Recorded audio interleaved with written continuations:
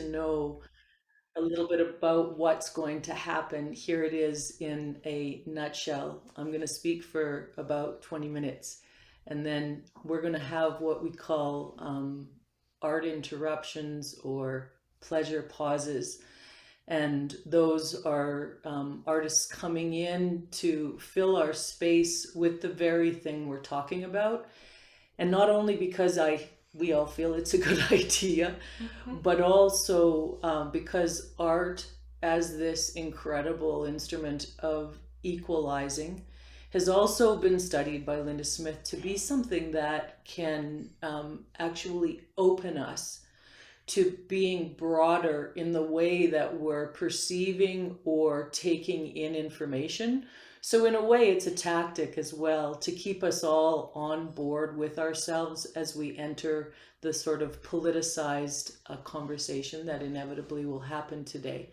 So in a way, not forgetting what the spiritual center of all of what we are passionate about actually is, which is the art itself and each other.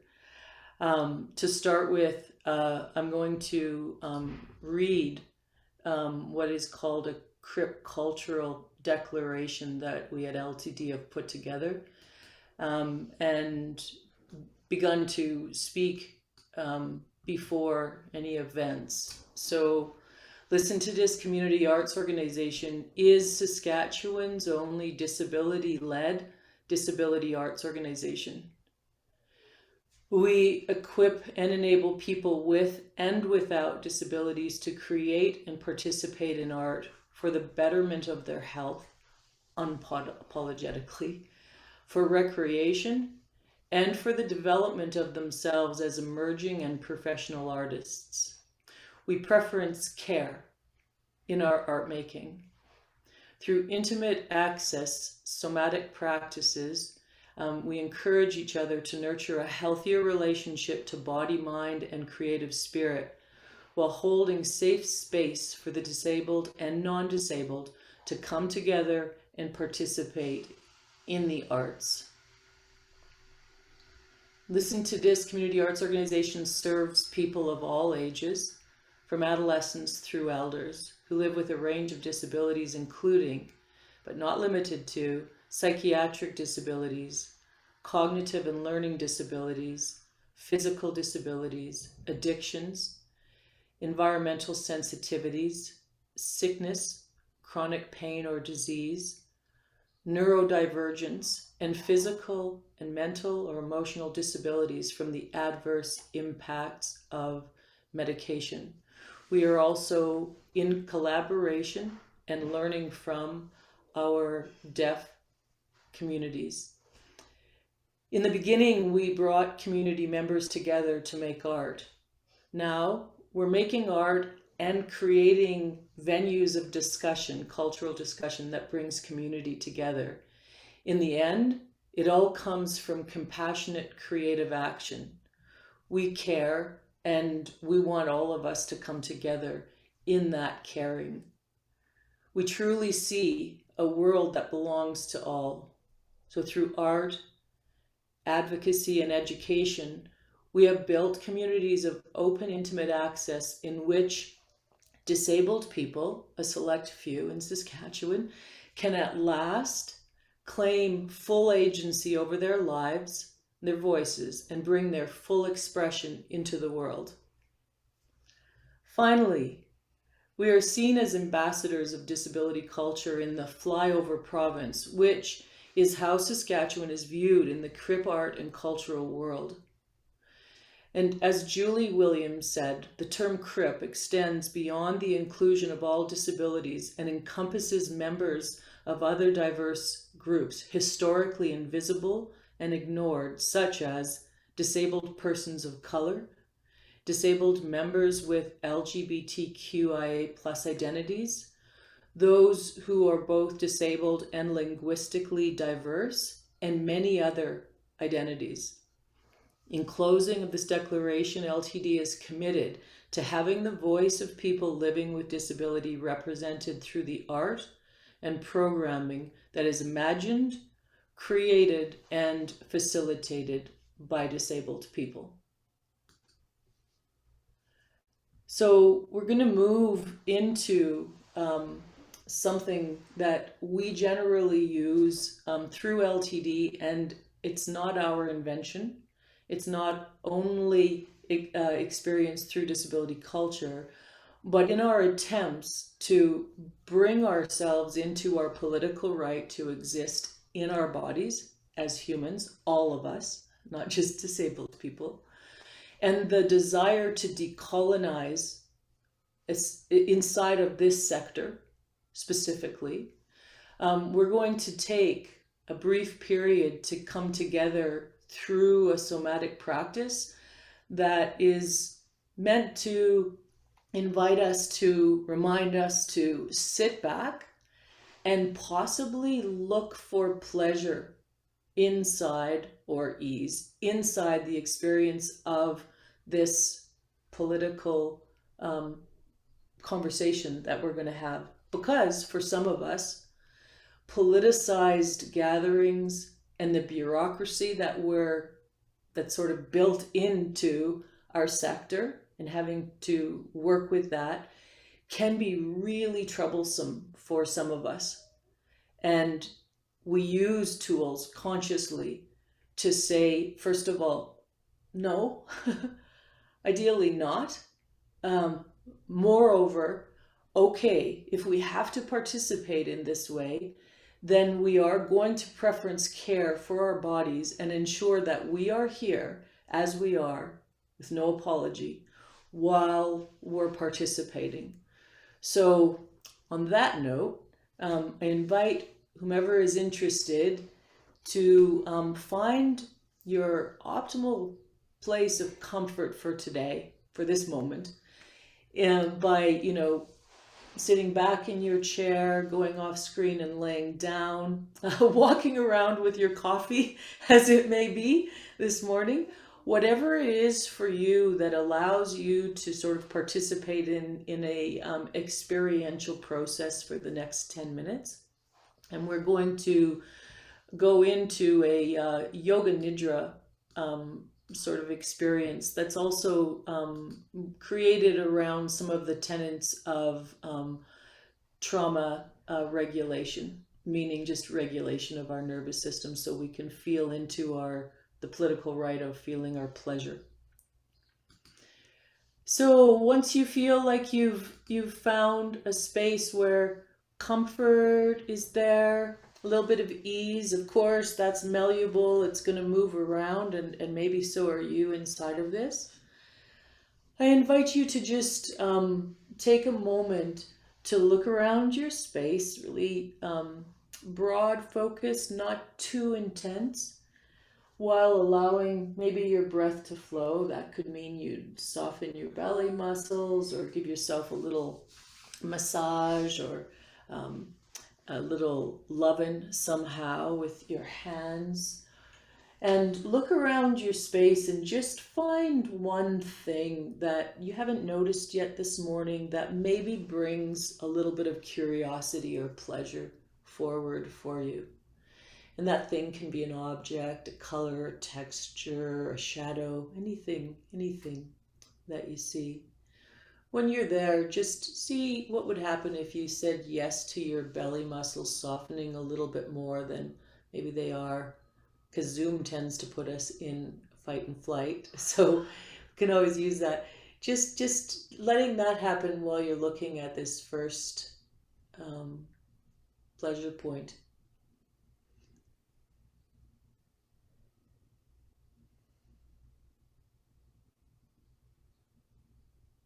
And then allowing your eyes to gaze around softly and find a second thing.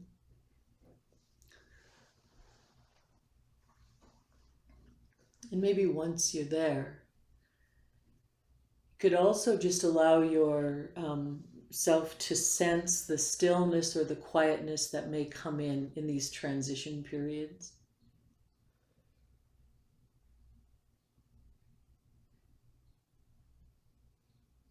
And then finally finding a third thing.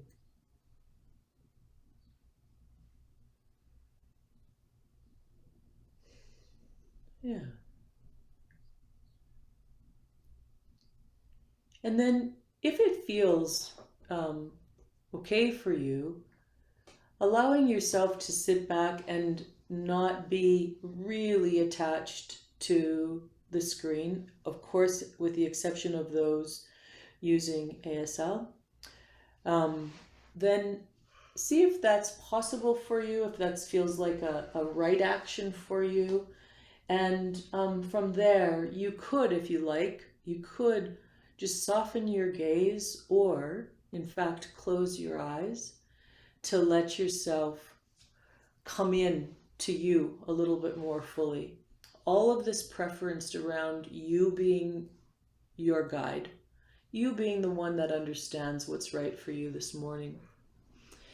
If anything through these next few minutes comes up, such as yawning or laughter or a little moaning or groaning, just sounds of expression, tears, just understand that that is the body's work of regulation on some part. And it's welcome here today in this process, not only through the warm-up. There is no inappropriate place for that expression that's helping you regulate to occur. And I think it's good for all of us to remember that collectively. So if your eyes are closed, your gaze is softened, we're just going to begin to track through our body together, paying attention or coming into a bit of awareness with our left thumb.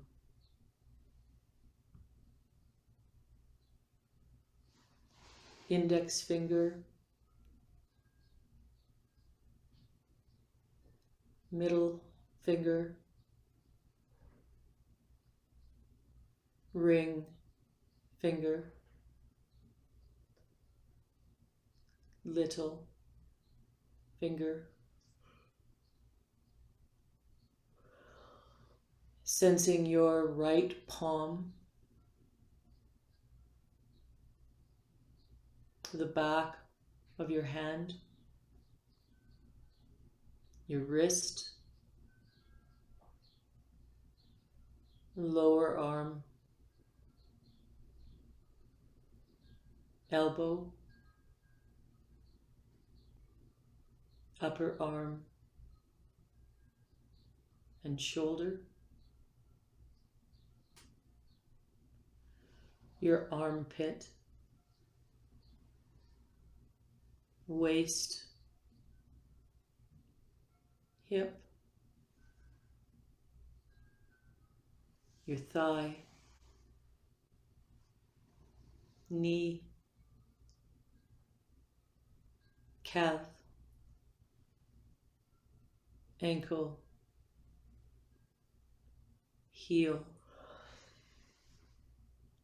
sole of your foot, the top of your foot, and your toes, your big toe, second toe, third toe, fourth toe, and your little toe. Just allow yourself here to possibly let your mouth open a little wider than it naturally does or is, and invite the possibility of a yawn to come in. You might pendiculate within that yawn, move around or stretch yourself a bit. You might readjust to look for more comfort and settling in. Whatever feels good. And now let's just begin to sense into the opposite side that you were just on. So sense into your thumb, index finger, middle finger, ring finger, and little finger. Sense your left palm, back of your hand, your wrist, lower arm, elbow, upper arm and shoulder, your armpit, waist, hip, thigh, knee, and calf, ankle, heel, and sole of the left foot, top of the foot, big toe, second toe, third toe, fourth toe, and little toe. Again, allowing or prompting a little bit of a yawn. The cool thing about a yawn together is that it does actually help to bring folks together, to resonate neurologically through our system of mirroring neurons and other things. And now, to complete, just sense into your skull, the crown of your head, the sides of your head, and the back of your head, your forehead, your eye sockets, and your eyes. Letting your eyes feel like they can relax towards the back of themselves. Maybe even imagining that there's little pillows or cushy places that they can settle into. Down the bridge of your nose, out through your cheeks, around your ears and down through your jawline, over your chin, your lower lip, your upper lip. And now we're just going to come in through to the center of our skull and just actually give permission or invitation for our brain to be a part of this, to soften and release, to allow itself to have a relationship with gravity. And then we're going to center down from that space and just come into contact with our spine. Feeling into our spine, then out through the head, top of the head where we just were, down through our legs and out through our arms, holistically holding ourselves in awareness. Maybe going back to checking in with the softening of our belly, unhinging a little bit, allowing our breath to become easeful and possibly not preferencing one experience over another, but allowing the myriad of our humanity to be here with us today. And then through sort of this place centered on our own individual comfort and pleasure for the purpose of that and that alone, with the addition of it possibly interrupting sort of segmentation and fragmentation of the collective, meaning ourselves with one another. Let's just sit back and allow ourselves in presence of one another to just be with ourselves in comfort and in breath.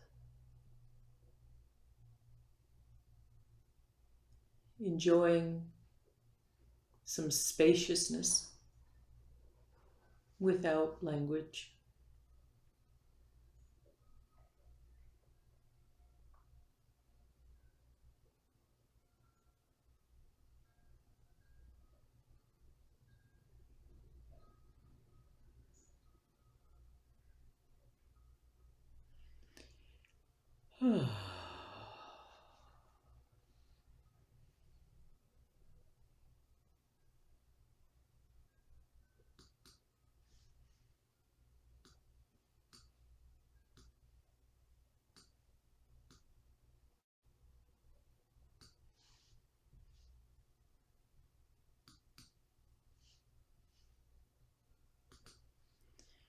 So we're coming together today to talk a little bit about access in Saskatchewan and our experiences as John Lepke, as Carla Harris, and myself have experienced in our lifetimes here, and in ways maybe intersecting that or juxtaposing that to some of the more current experiences that our community, our cultural community, are having in other spaces, in other places. For example, the US or the UK or even British Columbia or Ontario. And we're doing that in hopes of motivating and cultivating a collective conversation, cultural conversation that helps all of us, disabled, non-disabled, to begin to understand access in its current way in Saskatchewan, in order to start building something in that speaks to and acts as sort of a space or an understanding that we can all come out and off of. And the reason that is that we are currently incapable of keeping up. And therefore, of course, we can't catch up if we can't keep up. So we're really actually looking at mobilizing in a different way the community in saying, can we come together and work out an understanding of what is our current situation around access and start to build, scaffold really, pieces together to begin to have a document that speaks to the tenets of access from local disabled people who understand the barriers which are absolutely true to them and their allies within this sector, because there are many of those, truly. And we know that some of our access concerns are also their access concerns. It's not just disabled access that we're looking at creating here. So this is, in a way, a send-off or a kickoff to this intention that LTD has, partially, I must say, from the prompting of Becky, who we've worked with through Sask Shift. Thank you. Amazing. And I know Anne Dunning is here today from Arts Action Alliance, which is, or Arts Action Research, sorry, which is the folks holding this initiative for Sask Shift. And also creating opportunities for us to think about ways to mobilize change within this sector that doesn't continue to feed and harvest competition and this sensation of scarcity, which from a trauma-informed place puts us into, all of us, through our systems, all of us into fight and flight at best, or collapse, freeze, which means we're functioning not at our optimal health. And we are actually depleting our health as we do this or do so. So what we're looking at doing here by sharing, I'm sorry, one moment.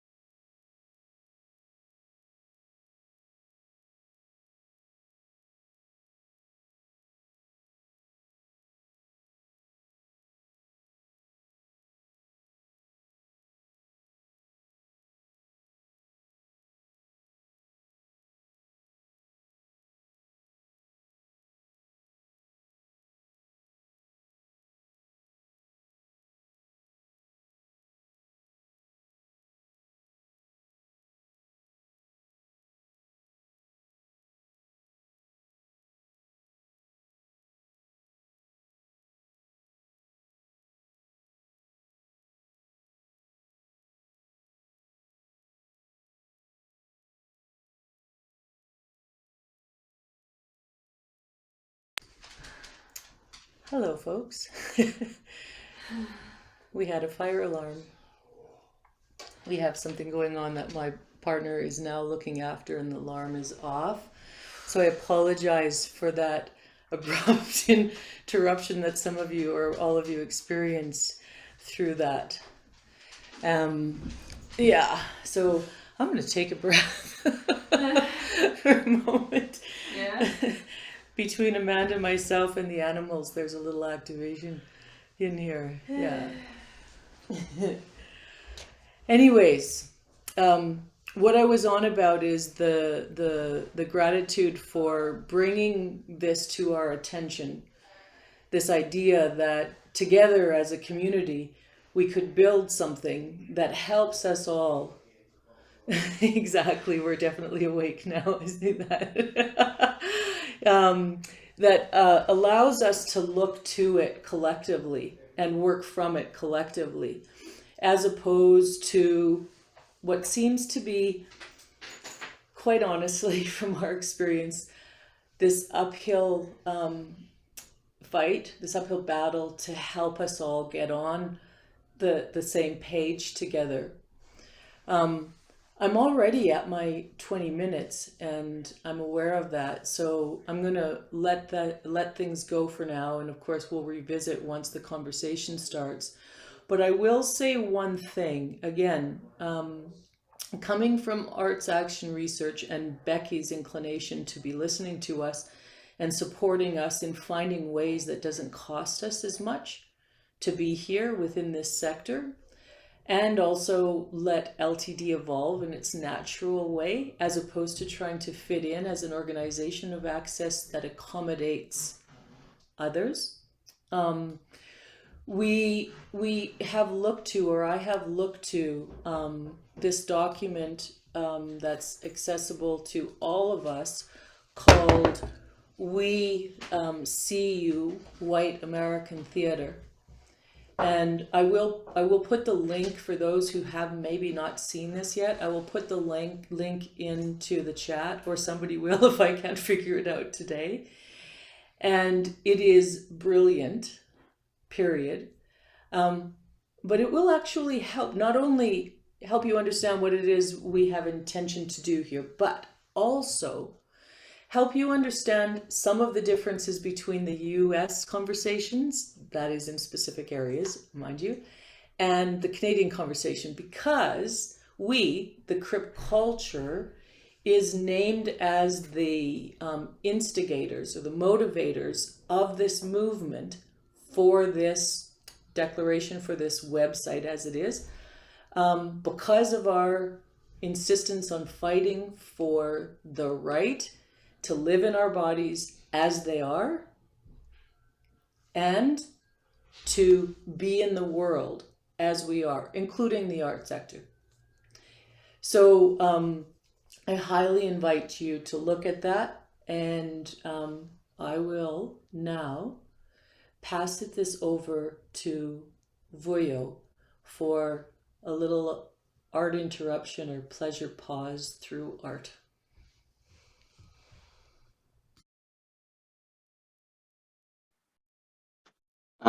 Good morning, we can everyone. switch the interpreter. Boyo, can you just hold on a second? We're going to get them to switch the interpreter. So if you can switch it to Sue, thank you so much. Maybe. I have my camera on. Yep, there you go. Good morning, everyone. My name is Vuyo Kenenza, and I will be reciting a poem called Still I Rise by the late Maya Angelou.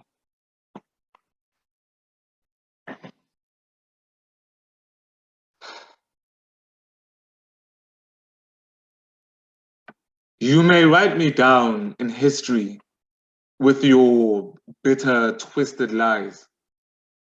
You may trod me in the very dirt, but still, like dust, I'll rise. Does my sassiness offend you? Why are you beset with gloom? Because I walk like I've got oil wells pumping in my living room. just like moons and like suns with a certainty of tides, just like hope springing high, still I rise. Did you want to see me broken? Bowed head and lowered eyes, shoulders falling like teardrops, weakened by my soulful cries. Does my haughtiness offend you? Don't you take it awful hard, just 'cause I laugh. uh, like I've got gold mines digging in my own backyard.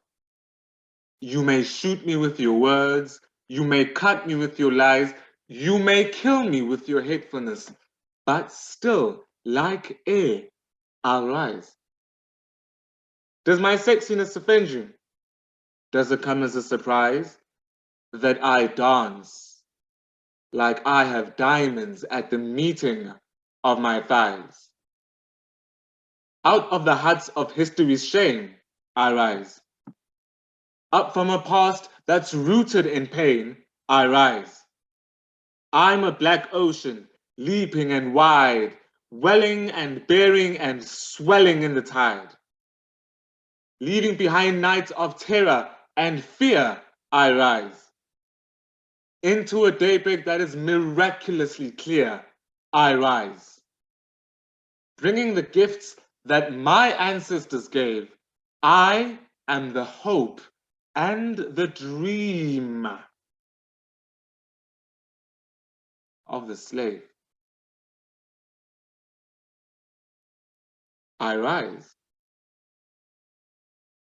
I rise. I rise. Thank you very much.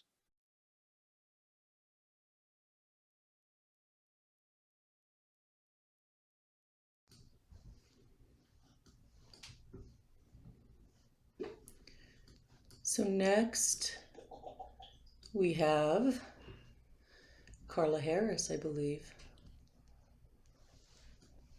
Hi, folks. A real pleasure to be here today with Listen to This and all of our artist community here through Sask Arts Alliance. I'm a interdependent artist, poet, what else? Many things. And I really like to explore improvisational work. And so I had a recent article, and I'm just going to read it to start the discussion, that went out with the op-eds of Sask Arts Alliance. It's called Investing in the Arts, Process Over Production. Over the last 10 years, I've noticed real progress being made to diversify the artists who receive funding in Saskatchewan. However, new artists need more than just an individual grant. I believe that the only way that we will begin to successfully broaden creative voices from non-dominant cultures will be to place more priority on supporting different organizations where these new voices feel welcome to collaborate, learn, and build community. For me, this took 10 years on a free community stage to build my confidence anew as an artist. I believe that grants should be given equal measure to developmental organizations, not just production-oriented ones. We need to provide support for communities that focus on the process of practicing art over time, opposed to calling professional the delivery of one final product. So in 2017, I went to the Playwrights Lab of Sage Hill Writing for the first time. I wanted to write a play about the transitions I experienced more than a decade prior when I'd been suddenly diagnosed with epilepsy. I wanted to share with audiences that new awareness that caused me to dive into memory to better understand my childhood, my health, and my body as a disabled person. That summer, when I went to the writing retreat in Lumsden, I was at a really odd place in my life. I'd initially studied classical music, only to realize how limited and gendered the industry was. So I turned my focus slightly to study business with a goal of bringing administrative experience to support arts organizations that I loved. But being diagnosed changed my plans again, as I quickly learned that many arts organizations and most nonprofits in Saskatchewan have pharmaceutical plans with an annual spending cap, which barely covers 1 month of my anti-seizure medications. Realizing that I couldn't even get in the door to work as an arts administrator had crushed me, and I backed away from the sector altogether. For quite a few years, the only time I would explore anything creative would be at open mic nights and in the notebooks that I carried around with my scribbling creative thoughts that were captured just for me. My creativity re-emerged when I found a community where I felt my voice was heard. And for me, this was the Regina spoken word community, thanks to Regina Word Up, which is one of the programs that is funded and staffed by the Creative City Center, free to participate. I was welcomed, and I could gain feedback from my community without having to pay a membership or a tuition to build my artistic experience. Finding a like-minded community helped me find my voice, lessened my feelings of isolation, and connected me with broader goals as an artist. I felt compelled to write and had a drive to share stories with my spoken word community, but I still felt discouraged to reach out any further. Would an able-bodied listener want to hear my experiences if it might challenge their personal comfort levels? Also, printing my poetry on a page still really has been a huge fear factor for me. I've had a major brain surgery for my health condition, and it has set my language skills back considerably. So in these conversations and in performance settings, those struggles can go unseen. But if I give you a written copy, it would expose my awkward grammatical skills. Spoken word gave me a way to focus on developing my art because at the microphone, I could say what I feel and no one would critique my grammar. There, my poems could explore risk, share pain, ask heartbreaking questions with a community that does not focus on deadlines, on productions, on grant applications, or sponsorship acquisition. Spoken word at Regina Word Up gave me a different kind of adaptable and understanding space that let me reopen my creative self. So that first summer at Sage Hill, when I finally reached that point, it was pivotal. I was paired with an incredible dramaturg who asked me questions that I was certain I could answer. And I recall that moment and the astounding feeling I had of watching my whole story just flesh out. At the end of my 10 days there, we held a reading of the first version of my play, and I stepped back to listen to each character, and I knew immediately that I was nowhere close to done this play. I saw that the entire first draft had guided me to process several different traumatic experiences I'd had during my life. And I realized that I'd only been telling one tiny part of my story, remaining focused on painful memories as an undiagnosed disabled child. I was processing the trauma that I had to unpack, which I hadn't fully understood without the help of my art. So I returned to my spoken word collective at that point and threw myself in, experimenting with some of the more risky subjects that I had been wrestling with in the play. I needed to let the play steep while focusing on poetry again. For me, my art is always growing. It's processing and expanding my healing, helping me to make sense of my personal struggles and lived experiences, and the Regina Word Up organization is who supported me to do that. This pandemic has instigated this reflection for all of us now. We've seen both negative impacts and positive growths during the pandemic, and this is one opportune time for us to actively invest in the development and creation of art to recognize the variety of expression and encourage new collective models to focus on building community support for the artistic practice. Conversations about the financing of art need to review whether those traditional categories of grants serve the needs of all artists, those traditional categories that we currently apply under. In the existing model, each category of applications is adjudicated according to one matrix of points, trying to treat each artist and each organization exactly the same. But fairness and equity are not interchangeable words. Fairness means treating people according to their needs, but equity, that means everyone is provided what they need to succeed, not one model of supposed need. The objectives of art funding must support both the development and artistic practice of artists and our communities. Arts funding needs to be adjudicated more equitably, taking into consideration the barriers that have previously held non-dominant culture artists back. I believe we need to refocus our priorities on development rather than a final production. So many arts organizations in Saskatchewan have contributed to helping me reach this place that I'm at today. And my integral art experiences have all been held with affordable, facilitated programming focused on the process of my development as opposed to the production of my art.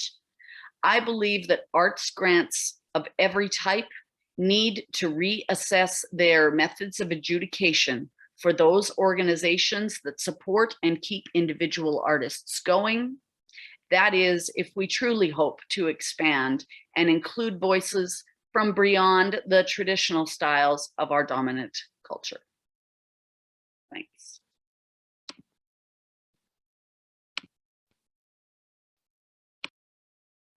Thanks, Carla, for that.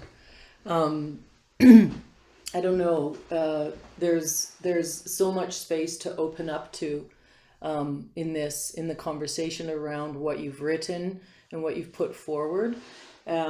Is there anything that you feel inclined at this moment to pull forward, aside from, I must say, the constant conversation of care, of health and self inside of almost anything I read or engage with in the disability cultural realm?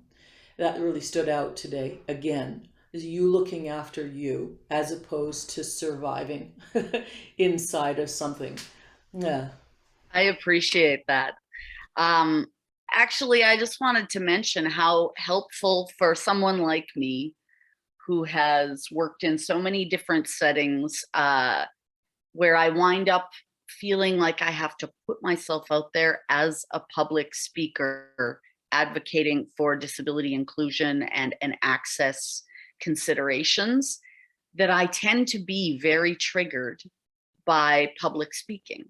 So having that moment and taking that time that Tracy laid out for us to take a deep breath and enter this conversation calmly really helps, because I have a natural response to go to every AGM, go to every public discussion event, feeling like I have to fight for all of the people, all of my disabled community that I love, and feeling like I'm that seen as the instigator. So beginning this kind of a conversation in a more active and aware way so that we are all comfortable and not like just breaking that down a little bit. But yeah, it's been interesting actually. Since publishing this, like there are so many other factors that I always want to consider, but you feel as an individual artist, I mean, I've received my first individual grants in this last couple of years, and at the same time, I'm also scared that I might never get a grant again if I speak publicly about certain things. So, I mean, when I wrote this article, I didn't mention, you know, that that there are certain grants and there are certain models that I feel like a lot of our programming with Listen to This is really overlooked by. Because I don't want to ruin my name in the hands of my future grant applications, right? And so when you've got a small community and certain things like that, there's a lot of caution in taking the risk to put yourself out there and write something political. So it's been interesting. I feel like I felt like I was writing a, you know, a concerned article for this lack of equity and sort of, I don't know. It's hard sometimes because until I found out that I did have a disability, which was like I acquired that later in life in my 20s. I never thought of how I was treated as different from anyone. And I realized I've had a huge amount of privilege in my life.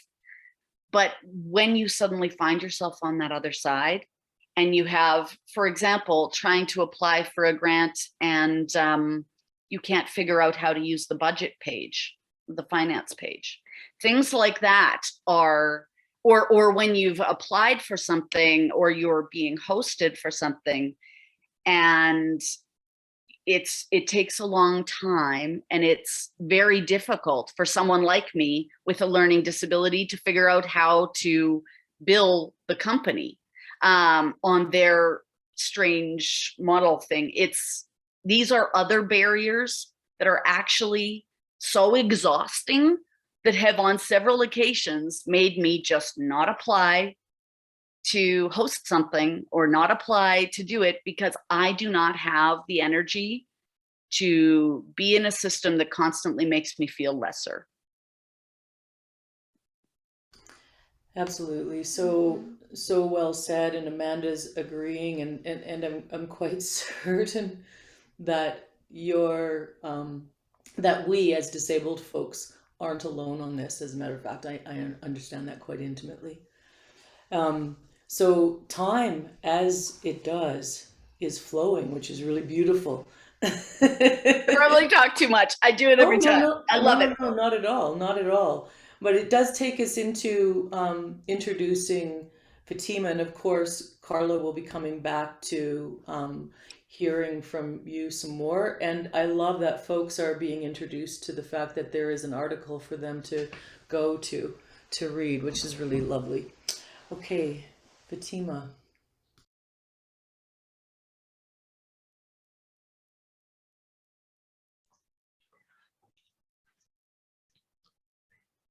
Letting her know that I have to take my mic off. I'm good to go. Hi there. I'll introduce myself. I am Fatima. I would like to thank you for having me here today, and good morning. And thank you for making me feel so included. I had created a poem that speaks to my personal experience in my relationship with my mother. It could be a parent, and looking at my deafness and my mom's non-deafness and how I grew up.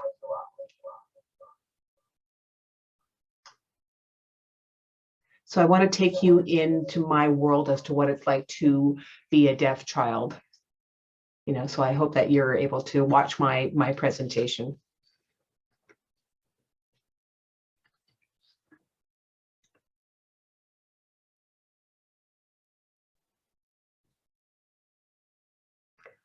I recall a long time ago, I'm crawling on the carpet that covers the concrete floor, and I'm looking at my mother's hands. And I try to become hearing. I try and I try, but I fall short. But I'm okay with that. And Mother, I understand when I watch you. I tell her not to worry, that I do understand and see her beauty. I let her know that I am all right. That I love our connection using our hands to talk. And my mother does understand some of my signs, some of them. When she talks to me, I don't hear her, but through her hands, I do. She was once a child like me.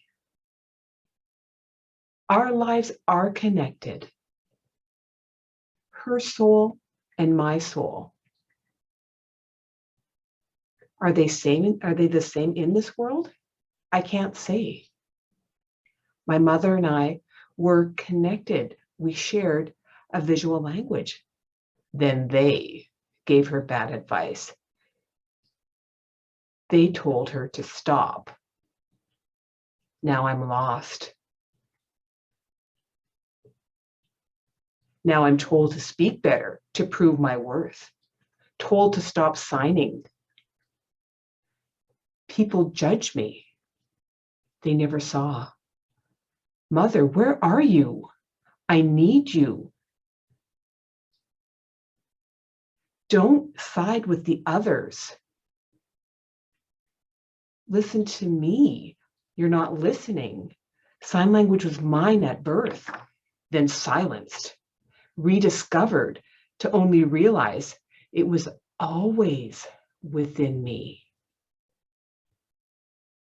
Always mine.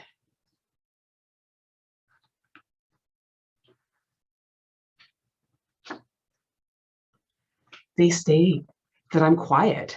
Does anyone wonder why? Do they see that I am right here? Everyone talking, deciding for me, not listening. The flood of emotions that envelop me every day and every night. And still they judge me. They never saw me. My emotions are irrelevant and dismissed, that I'm being negative. They think they're trying to help when they try to comfort me and tell me not to feel. I need to break away from that. Mother, Mom, where are you? Oh, there you are. But why do you side with them? You're with them.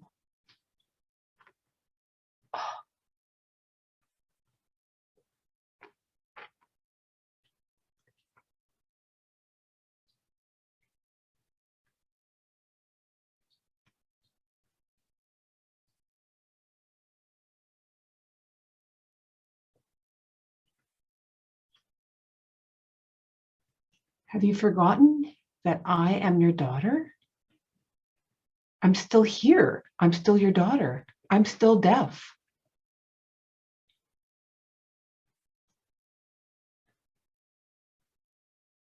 I miss your signs, your beautiful hands talking to me.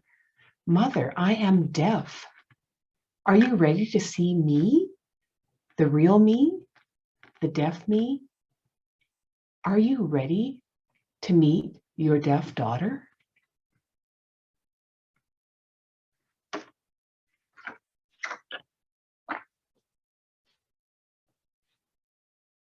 Thank you. Thank you so much.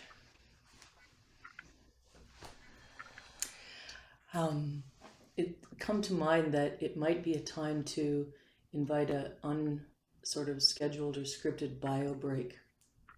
So if anyone needs to take a few minutes away from the screen for any reason at all, let's do so for 5, and then we'll come back to John Lepke.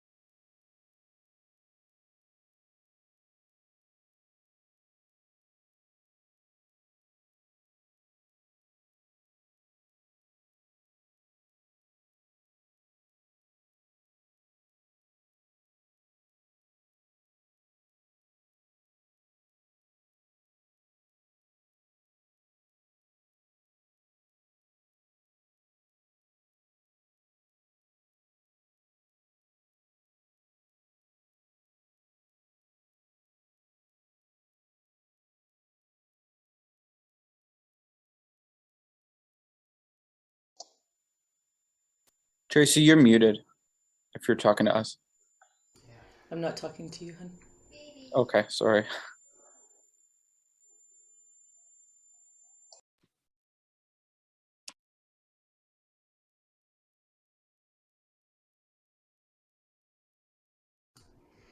Now I am.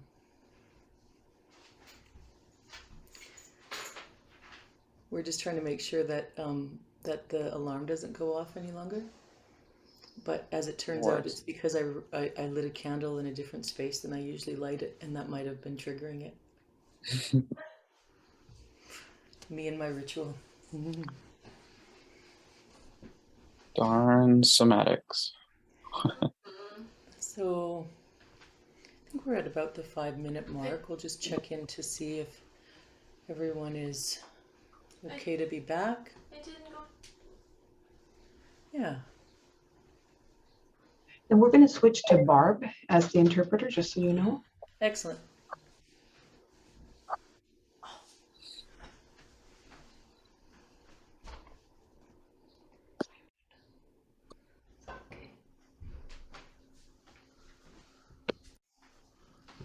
Ready when you are. Ready when you are, John. All righty. Hello, everyone. Thanks so much for having me today. I'm coming to you from a white blurred background. I'm a white man in my late 20s. I used to say mid 20s, but I'm about to turn 29 this week, so I don't think mid really covers it. Big bushy beard, brown hair. I have some gray headphones on, and I'm in a gray shirt that I threw over a collared shirt, so I look really interesting today. Look really put together, but that's the point of Pajama Politics, right? Yeah, I am a disabled artist, primarily theater, MFA candidate, and a disabled journalist. And the piece that I'm going to read for you today is about was published just about a year ago, or just over a year ago, for the Saskatchewan Arts Alliance op-ed series, and it's about how the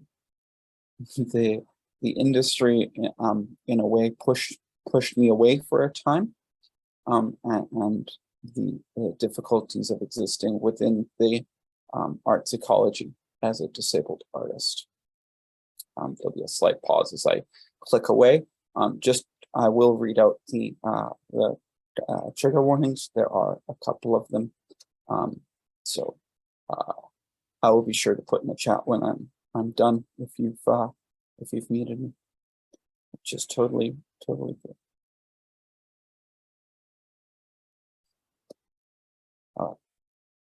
This piece is called "Personal Essay on Being a Disabled Artist." So this piece has trigger warnings for suicidal thoughts, anxiety, and depression.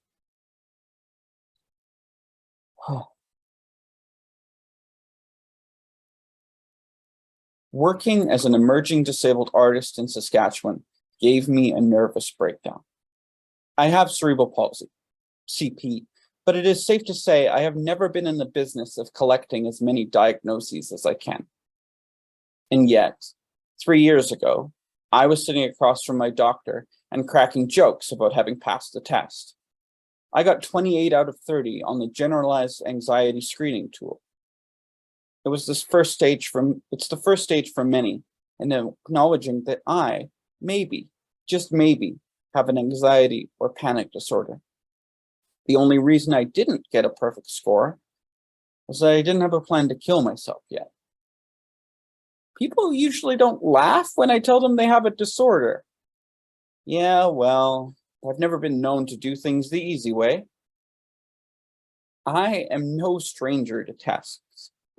When my doctor takes out a little rubber hammer, and smacks it into my knee to see what magic trick my spasms will pull next, I don't bat an eye. When a physiatrist says that I have the back muscles of an 85-year-old woman, I say fuck it and put it in a script. When a pain specialist at the hospital asks me my pain level on a scale of 1 to 10, I ask them for some parameters, and remind them that one of my brain damage's few redeeming qualities is that it has given me an absurd pain tolerance and a short fuse for medical bullshit. A mental health disability was a new world for me, though. My previous life as an athlete had taught me to compartmentalize, process this later, delay, delay, delay, delay. The work with Listen to Dis had instilled in me the need to feel those feelings. I was stuck in between, not quite sure which way to move, but knowing I couldn't stay still. This is complicated by the fact that my body is never still. My particular edition of CP is like having little strings pulling your limbs at inopportune moments. There is rarely a good time for a spasm. Even as I sit and read this, my toes are curling underneath themselves. It doesn't matter that I'm telling them to calm, to play nice. All they want to do is dig into the bottom of my feet. Slowing down is not something I understood. I did not take a day off for 5 years before the doctor's appointment. Burnout and I are well acquainted. The anxiety was much more sinister than that. I would tell everyone who cared, I can deal when my brain is fucked. I can deal when my body is fucked. But what am I supposed to do when both are happening at once? I had support at work. My team was what pulled me through. And after a brief hiatus, I still worked there, an opportunity not afforded to many other workplaces in the industry. At the time, while I was going to every meeting, I was expecting that my humanity as a disabled person would be challenged, dismissed, and ignored by those who called themselves partners. To this day, none of the major art funders in this province acknowledge disability as a culture, despite disabled people accounting for approximately 20% of the population. I was being told over and over that disability culture's contributions mattered, but only if they were free, only to fill some arbitrary criteria, only if we checked a box.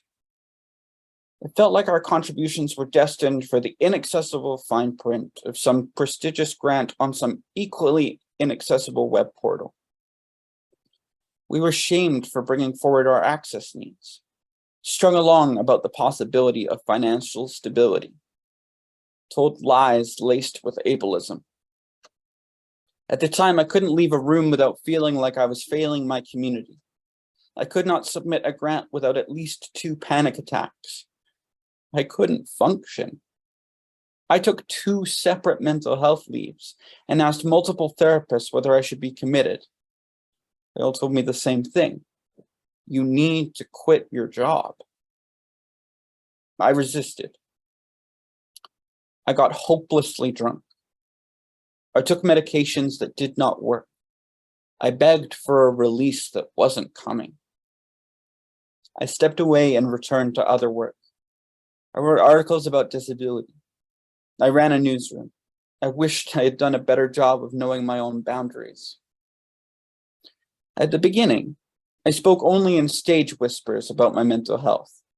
Then, this year, I declared my mental illness publicly on CBC radio. See again my inability to do anything the simple way. My experiences are not universal. I will never claim that they are. However, I am in a space where I feel safe to say that despite all the work disabled artists have done in this province, we are not acknowledged in the way that we should be.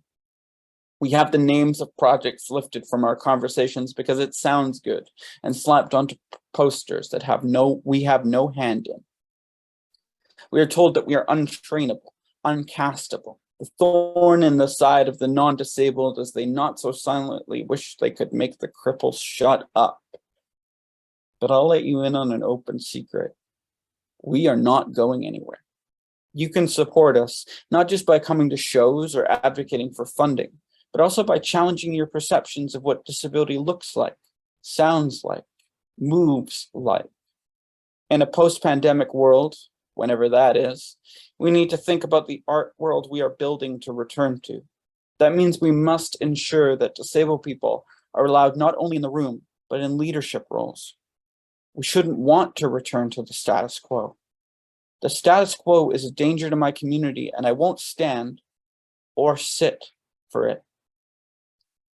If Saskatchewan can't challenge its own assumptions about what disability looks, sounds, and feels like, many of us may have to leave this industry permanently. If that happens, you have been told you can only take so much. Thank you. Thank you, John. Big piece, and maybe just a moment or two of just hanging out with some spaciousness, and you let us know when you want to move it forward. Yeah, I'm good, I think. Great. Thanks, folks in the chat. Snap Ed, I your- can't see you on my screen because I haven't clicked over, but I will imagine you snapping your fingers. So, John, is there anything that comes to mind just without any prompts and questions that you'd like to segue into? I think like this was written and published, over a year ago. And I'm reminded in that piece how the post-pandemic future felt somewhat around the corner in a way. Like we were beginning to have these conversations about building back better. And, the more things change, the more they stay the same. Right? And personally, I feel as if,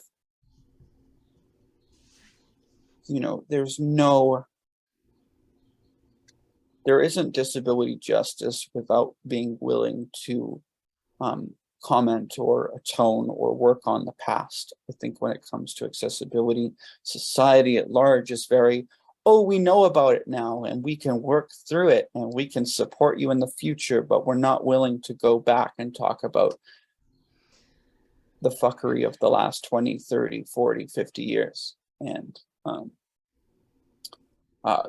disability history teaches us that we need to go back to those foundations.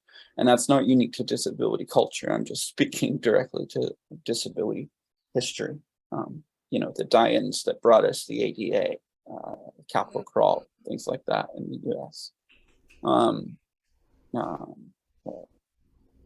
The records of note. And so I personally, this is more of a comment that I look at that and say, not that much has changed. And I'm still impatiently waiting, I think.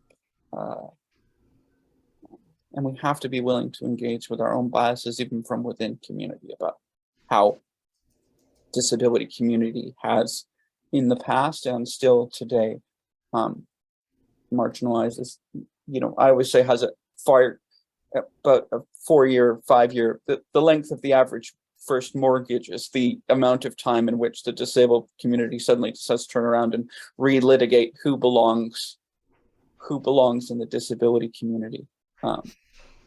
And so for me, I'd just like to go back to that essay more than once every 5 years and like really build back to what are we working towards? What are we willing to engage with? And what the hell are we apologizing for? Because disabled community, we're sort of used to apologizing, I think, for our very presence in rooms. And actually, if we were apologizing for what we should be apologizing for, it would be creating divides between deaf culture and disability culture. It would be apologizing to the people who were told in the early 2000s, oh, you have ADD, that's not a disability. It would be apologizing to the BIPOC activists who we have who are silenced by rich white disabled people.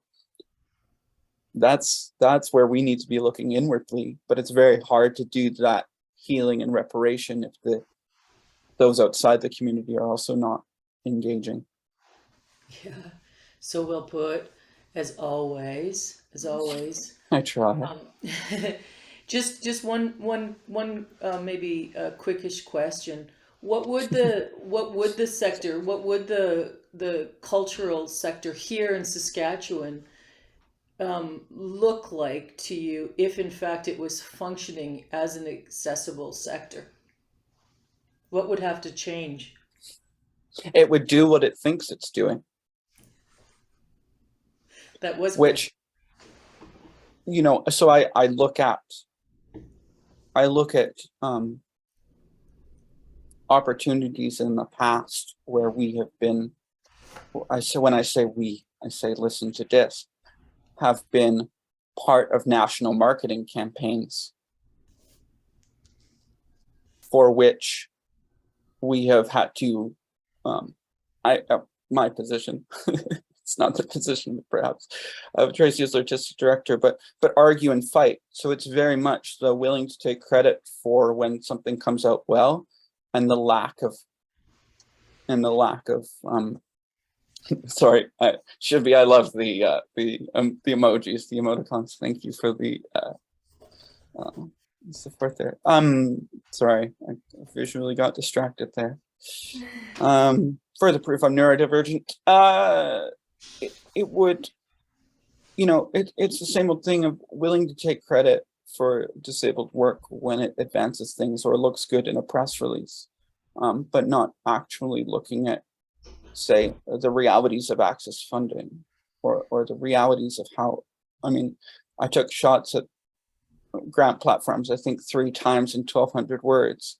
So still plays on my mind just as much. You know, a ramp isn't enough, and a one-off interpreter for one performance is not enough. And we need to understand that. But in order to understand that, it's not just engaging, for me anyway, and I'm biased as an ambulatory wheelchair user, it's not just engaging with the fact that there isn't a ramp in a rehearsal space. It's actually talking about, well, why did the bus take 45 minutes? Like, we actually have to go deeper, and we're not even on, if it's a 50-floor elevator, we're on about level 5. Yes, yeah. Trust me to make an elevator joke, but you know. So, so true. I want to say, if it would do what it thinks it's doing, is about as clear as it can get, really, and it is succinct. It's accessible to all. I'm quite certain.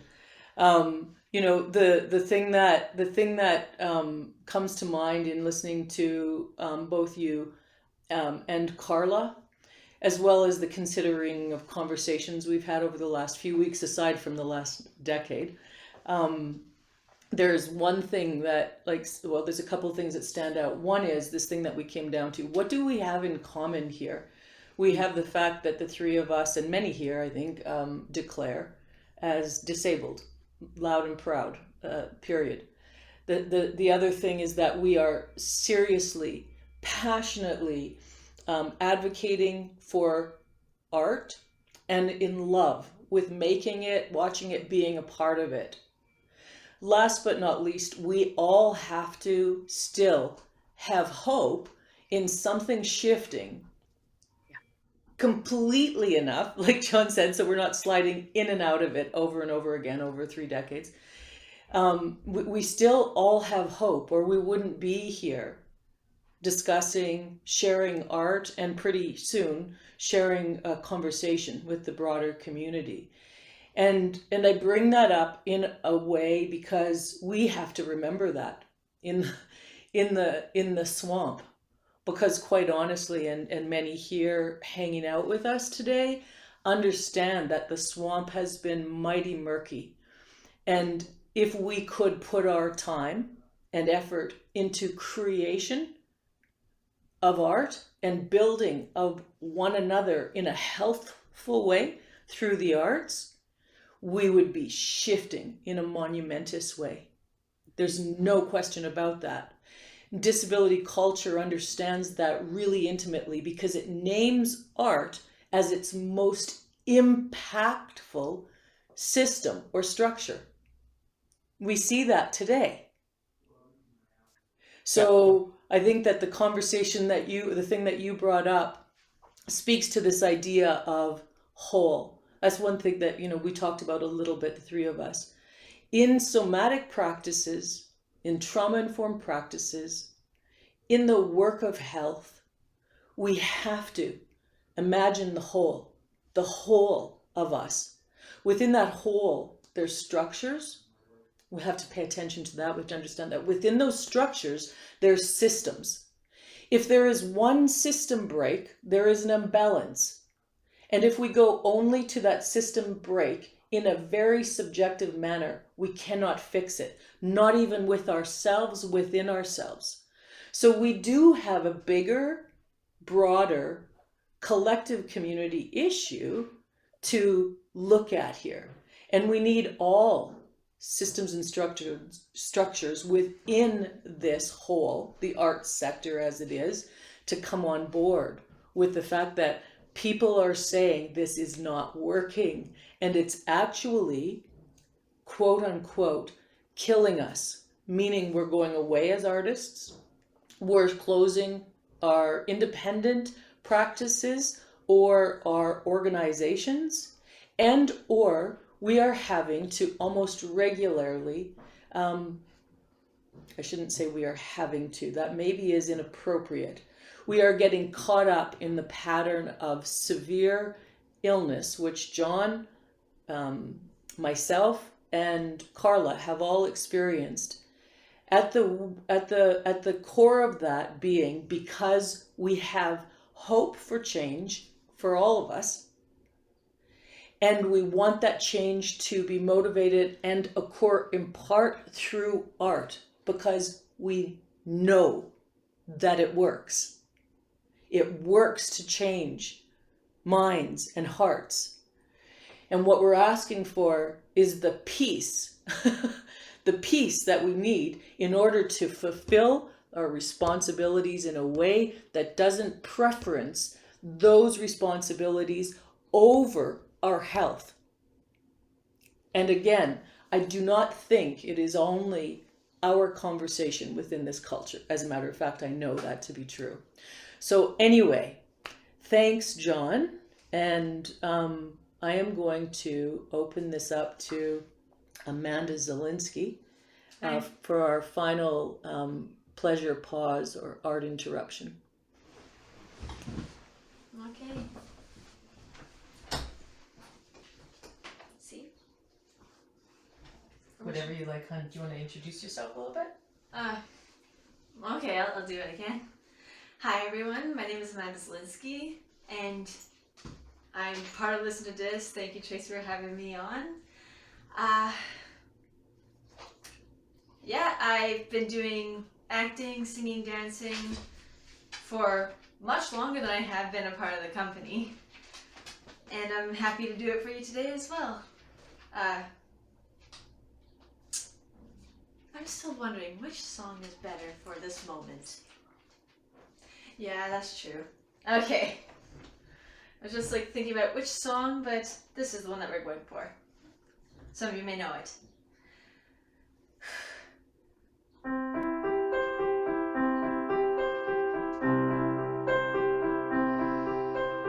Come with me, my love, to the sea of love. I wanna tell you how much I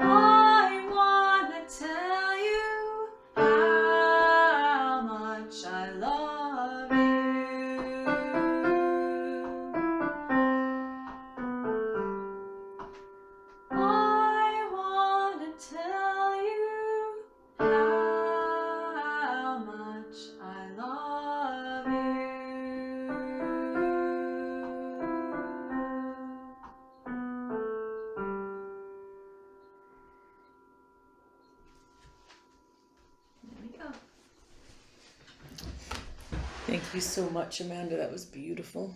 Thank you. Yeah. So let's open this. Let's open this up. Let's open this up to hear from our community, to hear from our artists that presented today, or hear from the presenters. If you can switch the interpreters, that would be great. Can you switch it to Sue? Please and thank you. Aw, thank you all. I see a couple of people I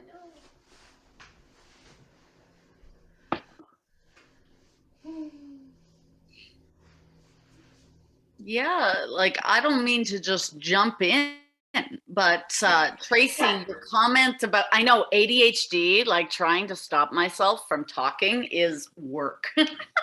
Okay, but your comment before the lovely song from Amanda, thank you, is was about sort of these systems that are kind of trying to connect, but there's always somewhere in the middle that's not connecting. I know at first I used to have a lot of trouble understanding what was meant in those discussions. And so as a sort of like more visual learner, my description of the same problem actually would be like as an example would be that central part of all of the things that we have to qualify for to receive funding or to be able to use facilities for rehearsal, or, you know, it's like you can have a plan for being inclusive in a, what do you call it, mission and vision of an organization, but until we actually have people with different lived experiences on the team who develops that, we're not going to be able to, or bring in people to consult and have us review, or people with English as a second language, like that broad variety, or single parents, review how the process is working and how it's not. And we'll be able to, that's the thing that always comes up for me, is I feel like there's disabled folks have, maybe, for example, in my experience, I have a lot of access needs as a non-driver, right? So being able to get to and from things. But some of the barriers there are the same ones that people who are new to Canada who don't drive, for example, have. It's the same barriers that happen to a single parent who can't afford a car.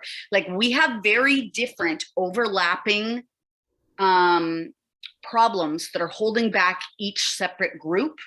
And so until we have disabled folks working inside these companies, and new to Canada folks, and queer folks, and, you know, like the broad scope of everybody on board for how these systems are meant to support us, it won't be able to. That was the only thing I wanted to like jump in with. Yeah, thank you. I appreciate that very much. I think part of the problem, if you will, or the imbalance, is centered around that, the scope in which we're talking about. Because of intersectionality, we understand that disability intersects with all other cultures. There is that. And then there's the considerations outside of what is the personal experiences from this culture's center. And so I think we all understand how difficult it is to understand this and to activate and motivate action, or right action, compassionate action. However, it is also imperative, I think, that the elephant in the room continues to be called forward. And that does not, that disability culture, disability leaders and artists are not exempt from that. And here is one of the issues which we've talked to many people about, John and I more specifically, in conversations around this, and that is, we feel depleted by feeling like we are becoming more and more and more divisive. Yet, it's important for us to have the space to be with one another and in one another's company without apology and understanding what our needs are. So there is a complexity to what's going on. However, as John said in that wonderful thing about if it would do what it thinks it's doing, there could be some actual systemic changes if we would all get on board with that. And that all is pretty broad, isn't it? The other thing is if we stop taking things personally. So the folks that work for organizations in which we're suggesting may need to reassess or review what they're doing in order to accommodate differently. It can't be taken as a personal affront. You can't be loyal to a system that's broken if you want that system to change. So I believe that needs to be embraced. The awkward and discomfortness of that needs to be embraced. Yeah, John, I think you were going to say something. Oh yeah, I was going to say we're writing that down. You can't be loyal to a system that's broken if you want to change it. Mm-hmm. Oh, somebody else. Em got it. Thanks, Em. No, absolutely. I think, if I go back to, if I make it all about me for a second, if I go back to that essay, I felt, well, it's in there, felt like I was failing the community. We've set up a system, a broken system where the people put in charge or expected to make change are the very people being oppressed, was very little outside help or want to help. It's like, well, build up your community, and then what we end up seeing, we can blame capitalism if we want, but there's a whole bunch of other systems as well, is that we just we reinvent that, we crip that hierarchy, but not in a crip politic way. It's just the same hierarchy, except there's a few more wheelchairs and a few more diagnoses in the room. If we're not careful, we reconstitute the same system. But it looks like equity or diversity to the untrained eye because it's not. It's shifted the norm.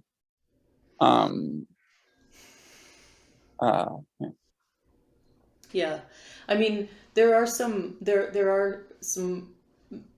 massive there's some massive flow or some massive fluidity happening within the province. They're happening in conversations, but they're also happening through actions taken by, I'll say, Nicole Nugent. I know she was here. I'm not sure if they're still here, but the Mackenzie Art Gallery.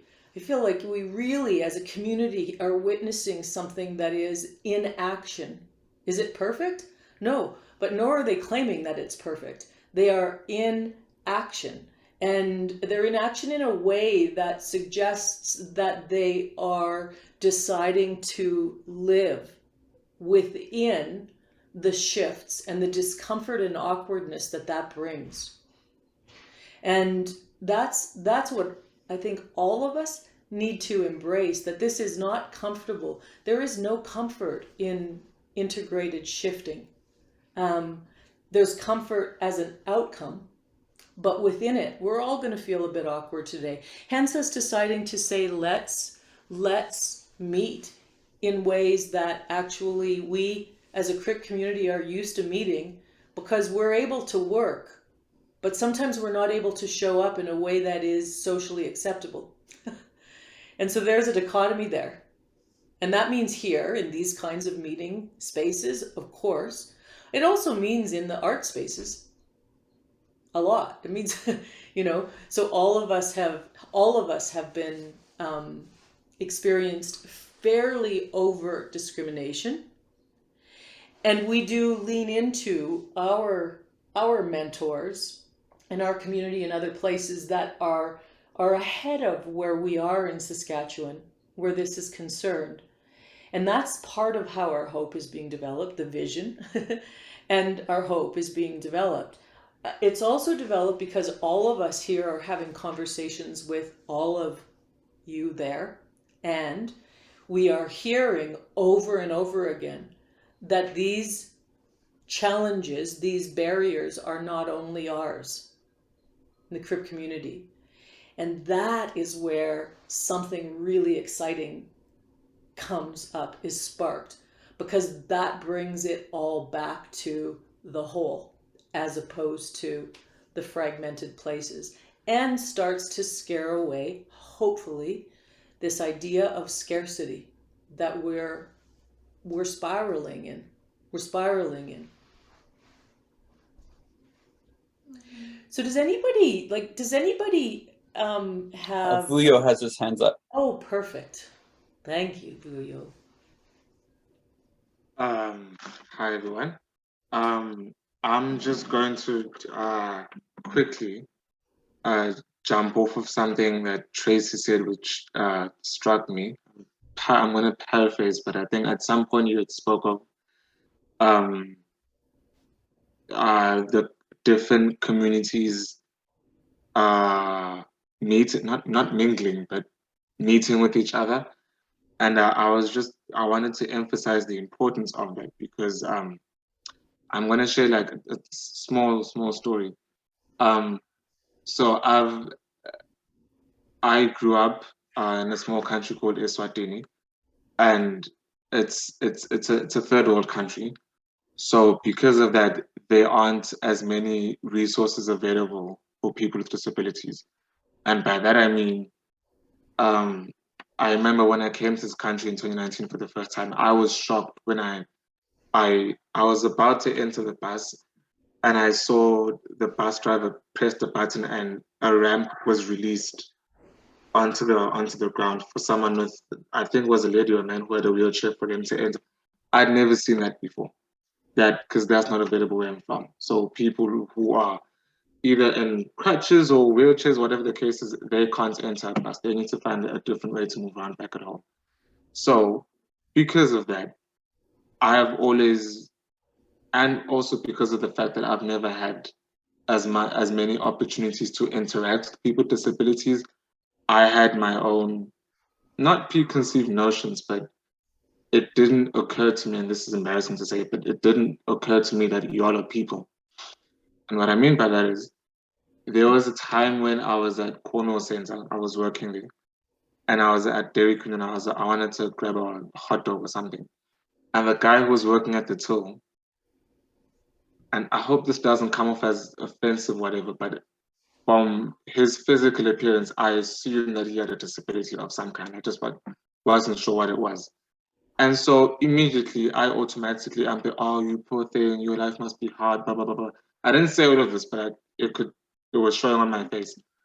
And so I get to the front of the line and I'm looking at him, I'm offering him this sympathy that he hasn't requested at all. And he's looking at me like, sir, there's a line, please. I did not ask for all the sympathy.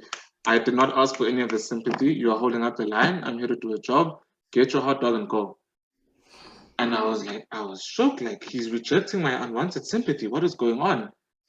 And in the time that I've spent working with, listen to this and being a part of a play called Seatbelts, where I've forgotten the synopsis of the play, but it's basically about these, not sure if it was seatbelts or a different play, but there's multiple characters who are disabled and they're talking about, sexual experiences, which again, it did not occur to me that people with disabilities enjoy sex the same way everyone else does.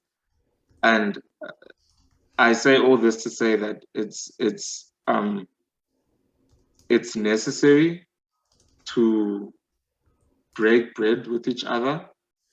And I find that sometimes it is best to administer medicine with a bit of sugar in it. And what I mean by that is, by being in that play and seeing all of these characters and seeing the characters complaining about having a bad sexual experience with this guy or talking about rent and whatever the case is, I was like, oh, y'all are disabled people are people. They can be funny and they can be mean and they can be beautiful and they could be charming and they could have anger issues the same way everyone else has anger issues, whatever the case is. And had I not been a part of that play, I would still be walking around offering our unwanted sympathy to people who haven't requested it. And so, yeah, I hope all of that makes sense. But I was just basically saying that, you know, sometimes it is necessary for us to, you know, to break bread with each other. So yeah, I don't want to talk too much, but yeah, that's No, basically yeah. what I wanted to say. Yeah. Thank you. So yeah, thank you, Vuyo. Thank you. We have a woman in our company who you know, Kelsey Culbert, and she has a line in the play that we brought up, and he said that we are not interested in your pity or sympathy. We are comfortable in our skin. But you're right. Unless you Yes. have access to that, the information in which we all share, there are many reasons, cultural and otherwise, that we could feel that we are doing the right thing by serving up unasked, requested sympathy Yeah. for existence. But it's really profound how quickly, well, conversations, of course, and art, I would say out preference art actually, Yeah. can break that down to say, you know, we've had people leave a play that they've seen in ours and who work at the Wascana Rehabilitation Center, the main hospital here for disabled people, a resident hospital, saying we need everybody that works in this establishment to see this show because we're leaving here understanding disability differently. This is not an accolade for Listen to This. It's a bit of an accolade for the actors and the creators of the show, but it's not really. It's to say that there is so much power to shift things within this culture and for the broader community, for the betterment of all of us. Because let's not forget, everybody here is going to be, like it or not, declare or not, disabled at one point or in time in their lives, unless, of course, they die before that. That's a harsh reality. Mm-hmm. You know, one thing I'd like to add actually on that, Tracy, is like, because we often hear with this kind of discussion a almost putting our plays and our ideas and our projects aside, suggesting that arts funding is not meant to support mental health or not meant to support you know, people's feelings and their progress. But I feel like if you look at every like other groups of non-dominant cultures, when you look at Black people or people of color or people of different gender or race, or like every other, like you have all kinds of those stages. No arts organization says, oh, a coming out play for a queer person is more about their feelings and is not actually the art. And so we have to remember that when people like us are writing plays, that we are acknowledging this as a mental health journey, and we are acknowledging that as a truth that's necessary for the society, that is an art's purpose. That is part of what every one of us writes our work for. Every artist, everyone. Just make sure that you include on that acknowledgement disabled stories as well, and that they're not necessarily, you know, solving stories. It's not about ending the problem. It's just that procedure of whatever that artist feels the need to tell. Absolutely. Mm-hmm. Absolutely. Preference. I think a lot of that. Sorry, go ahead, Tracy. Okay. I was just saying the idea of care, you know, our big sister organization, our mentors, Tangled, in Ontario, they are assuming care clauses, period. And we are going to be working with them and other organizations in Canada to say, to apologize for art being therapeutic is old and it needs to go away.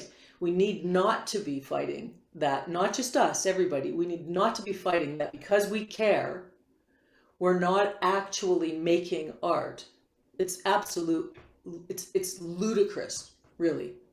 It's ludicrous that we've aligned with things that make it understood that we have to suffer in order to create. And I'm not going to get going on that, but those two do not go hand in hand. Yeah, it Sorry. comes, no, all good. It comes down to this idea that it's certainly been leveled at Listen to Dis and other disabled artists that we know that while that's not art, that's activism. And hang on, right? Okay, so I can quote Canada Council, right? Disability is a frontline issue for the disability art is a frontline issue for the 21st century. Said, by the way, in 2011. But over and above that, even if we strip away sort of the if we ignore 2,000 years of art's history in that statement, we also come back to the fact that, as you know, if we take sort of the grouping that is often used in funding, disabled, mad, and deaf arts, we take that funding. All three of those, if we consider them separate, and I would consider them overlapping, shall we say, with different cultural norms and all the rest of it, we have to advocate to be allowed in the room. Like, I don't get to be an artist, accepted inside of Listen to Dis, obviously, around advocates. And I would argue that even within Listen to Dis, I don't get to be an artist until I've advocated, because I happen to be on the arts admin side. We have to advocate collectively for funding, for example. That is a version of advocacy that we have to do before we can even get to the artistry. The two are inseparable, not just because existing as a disabled person is political, but because you cannot create the art without the advocacy. And at the end of the day, what most of us, I would say, are hoping when we make art is that we are making some sort of change. It doesn't have to be broad societal change. It can be a change in the emotional state of the audience. If we want to get, pardon me as I spaz and spit across my laptop, that's going to be lovely on YouTube. We like, fundamentally, creating art is about change, and it's not as broad as, it's not always as broad as, activism and signs and all of these other things. So many different ways to do advocacy. We have to come back to the idea that advocacy, especially in our current political moment, is a part of everyday life for so many people. And so if you don't want advocates for artists, you won't have art. Or you'll have lies on your grant applications, one of the two. There you go. There's another keeper, not just the last one, but the one before. If you don't have advocacy, you won't have art. So I'm aware of the time, which is 12:01, and I feel that's really unfortunate because we actually haven't gotten into the community feeling, like it is, this is opened up completely for questions, none being dumb, all of that kind of good stuff. However, the time has come to say goodbye, and we'll stick around. Well, I will stick around if anybody wants to stick around and wants to ask anything or say anything, or just have a conversation about what's been brought forward. The name of the name of the event is purposeful, and just want to say that Bell Hooks, All About Love, in her wonderful book, there was a quote that says, "There is no love without justice." And that really sparked something for me. It still does. Goosebump party happening here every time I speak that. And I do feel strongly about the statement that there is no justice without access. Because until all are feeling that thing we call love, maybe compassion, then we shouldn't be satisfied, I feel. And that brings me back to just this thing about, we really hope to engage with whomever feels inclined to begin to work this fairly big issue, provincial issue, in understanding access collectively forward with us. and also feeling free to engage in ways that I say Vuyo did, in ways that say, I just don't get it, I didn't get it, I disagree, etc. So thank you so much, Saskatchewan Arts Alliance, Em and Jessica. Seriously, you know, I've never felt as safe as I have in the last 6 weeks as talking with you, and really trusting that you're making space for this and many other things. And I'm so grateful. Folks, if you're not engaging with SAA, do so. Also, really, the OPEDs, the articles that are there, I will admit that I wasn't as engaged in going in and reading the articles, except for John's and Carla's and Kelsey's, because they were intimately connected.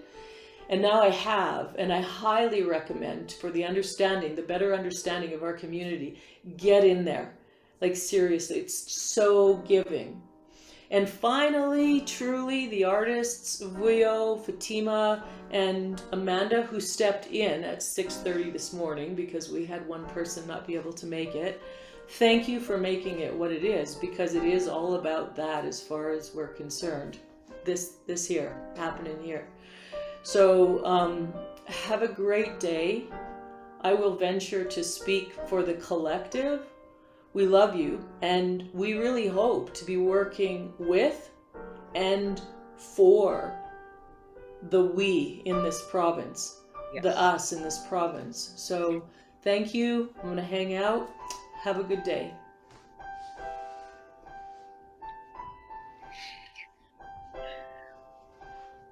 I love that there's music going in the background. Like it's a nice, peaceful feeling, bringing us all together. Yeah, you know, one thing that I always love is as soon as we have access working for people that need that help the most, it's going to help everybody else along the way who has different levels of barrier for very different reasons that may not be disability related at all.